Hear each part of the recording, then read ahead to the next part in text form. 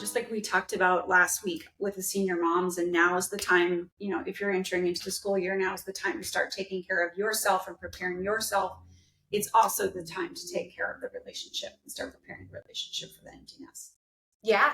I think so, for sure. It's an important piece to the puzzle. Yep, that's my first note. Don't wait until your kids have left, because you're going to be dealing with a whole lot of emotions then.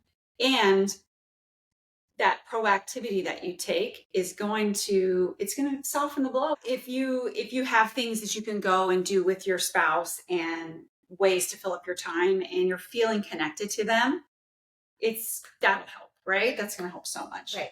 And not only you don't want to just put that in place while the kids are still in the house. Some of you that are listening, the kids are out. But if your kids are still in the home, it's not only about, I think, health for yourself and preparing for when the kids leave, but also, we've said this before, your kids learn the most life skills out of watching you. And so you want to emulate for them a good, healthy relationship, right? You would want to give your kids, if possible, the gift of seeing you in a really good relationship with your spouse. Yeah, I think that's huge. I think it's so much easier, like you said, if you have a good example to follow in that footsteps versus creating the vision or the standard of expectation, figuring it out on your own. Yeah, so give us some breakdown. All right, so when I say coffee break and date night, I wonder what you're thinking, but here's what I mean by it. Coffee break is your day date. So this is happening hopefully once a week, if not once a week, a couple times a month. And it's like dating your spouse during the day. It's the opportunity. It's a little bit more business. You know, you've got your dollar store readers on, which I've got mine on today. And by the way, I can see so well through them. I got rid of my prescription glasses because these are better. But thank you for that side. Yeah, right. We'll have a little fun. We can't be all serious. But because that's what a coffee break is like. It's a little bit serious, but it's a little bit fun. It's a great day for it is a Thursday or Friday. We do ours on Thursday at 4:00, and we have it scheduled. I know, big nerds over here, but again, what doesn't get scheduled doesn't get done. So that's true. My husband sends me a calendar invite, and if we have to change it, we reschedule it. Wow. Yeah, we've gotten so much better. Do you do it weekly? I didn't hear you. Weekly. Yeah. But for years and years, we were not good at this. So it's okay if you're starting at 50. I don't even know this. How recent has this been that you've been doing it? I would say since September. Okay. So it's been about a year. Maybe like October. Yeah. That's great. Maybe not even quite. Yeah. So, for us, what we do is we come together. And it's a bit, like I said, a little bit business, a little bit of fun. So you square away all the things that you have to square away. We have to talk business at first, but we do always start the meeting by how are you coming in one word for how you're coming to this meeting. Oh, sets the tone. So some days, and we're honest, right? Some days it'd be like overwhelmed or anxious or whatever the word might flummoxed. be. Right, flummoxed. I love that word. Okay. And some days it's like feeling pretty good, feeling myself, you know. Hopefully it'd be one word, but yeah. I don't know how you vibe it. Listening to my teenager too much, but so that's how we start ours. You get to make up the rules. These are some suggestions, and I would love to do we have great friends of ours who have really made this a science, and I'm taking a lot of this from them, Stephen and Camilla Francis. But this would be a fun to put together for something that people can download and use on there. If you're that kind of structured person and you'd rather go into your coffee break with some guidance. Sure. You know, we've all heard of those little teaser questions. So this would kind of be that framework. We should do that. Sure. I love it. Listen, because I'm sorry, I'm taking you off on a tangent, but we have our accountability group that meets, and we have a structured layout just to keep it in a format so that we don't, because you don't want to go in and just have it get off on a tangent and have it be any other time that you're together. Yeah, it could be it's just not sitting in the about kitchen. two of you guys sitting there on your phones. Right. This is meant to be like actual soul to soul connecting time. Yeah. So sometimes you need prompts. All right, let's put that together for them. Love it. So start with the word, and then we usually go through, I have a list and I just kind of collect it during the week and I write it in my planner, and he goes through a few things, and that's usually the bumpy side, right? So coffee break is a little bit of both. I'm sorry, this is what? Things that you're struggling with through the week? No, this would be a lot of like to-dos or action items or like identify, discuss, solve. It's a little bit of like, like a within the family meeting. Or so if somebody is not in a business together, right? This would be things that. What are we doing around the house repairs? Right. When are you going to get to such and such schedule? Yeah. Or I need that new insurance card because the kids are trying to get to the dentist, right? Or whatever. Looking at it, right? Looking ahead. Then we kind of coordinate our schedules and look ahead to the next week.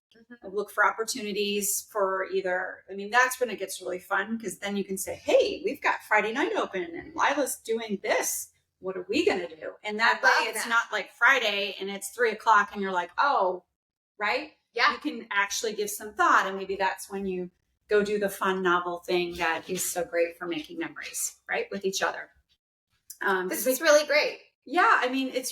There really is a science to this, because when you're looking to create that spark, it's as simple as time together, right? Intentional time together. Right.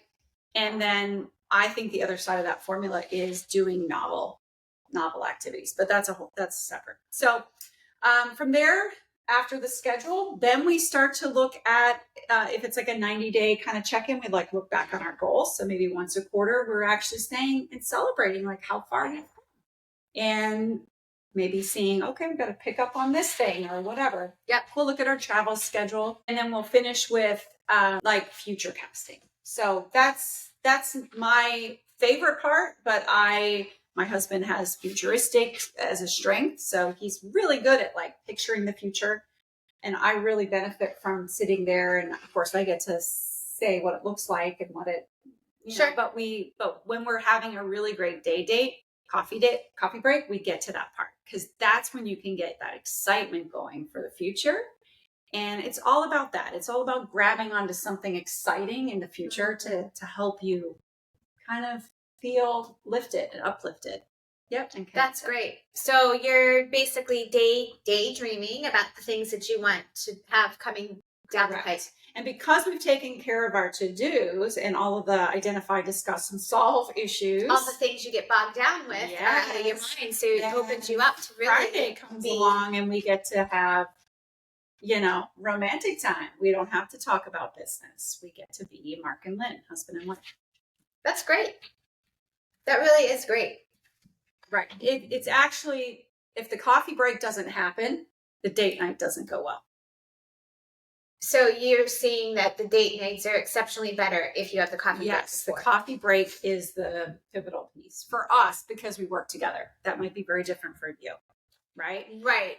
Yeah, I could imagine that if you don't have to square away the business stuff, because for you, what you don't want to do is go into date night, but have all this business stuff looming. Right. Because then you just talk business. Right.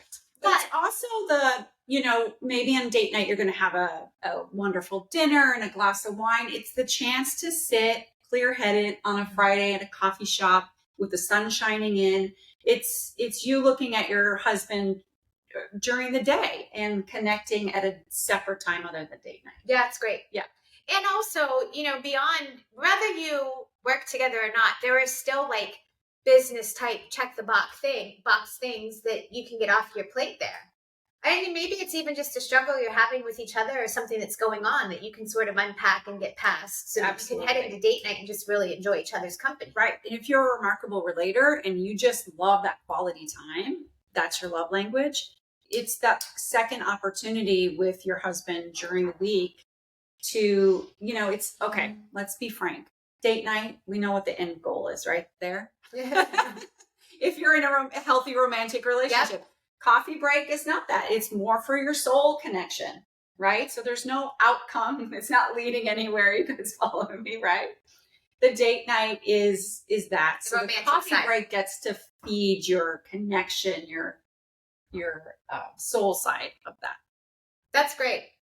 I think that's all very good advice. And I would say for anybody who's listening who is like, maybe this feels, maybe advanced is not the word, but like advanced from where you are. Maybe you're thinking you need to start somewhere more slowly because you're just not connecting at all, or you feel very status quo, or the relationship isn't as healthy as you would like. I would say that this still applies, because it goes back to, we say often, like, you have to sometimes act the way you want to feel.